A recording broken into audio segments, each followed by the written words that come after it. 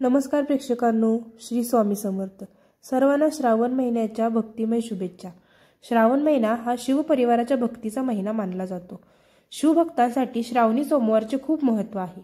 श्रावणी सोमवारी महादेवाची पूजा करून त्यावर एक धान्याची मूठ वाहिली जाते. त्याला शिवमूठ म्हणतात. ही शिवमूठ उभी धरून व्हावी. प्रत्येक सोमवारी वेगवेगळी शिवमूठ असते. नवविवाहित स्त्रियांनी लग्नानंतर किमान 5 वर्ष तरी शिवमूठ व्हावी, ज्यामुळे त्यांचा संसार सुखाचा होण्यास मदत होते. श्रावण महिन्यात प्रत्यक्ष महादेवांचे वास्तव्य पृथ्वीवर असते असे मानले जाते. त्यामुळे या महिन्यात केलेली पूजा ही शिवभक्तांसाठी अत्यंत फलदायी ठरते. 2024 मध्ये श्रावणी सोमवारात 5 सोमवार आहेत. या 5 सोमवारी कोणकोणती शिवमूठ आपण वाहणार आहोत याबद्दल आपण पुढे जाणून घेऊयात.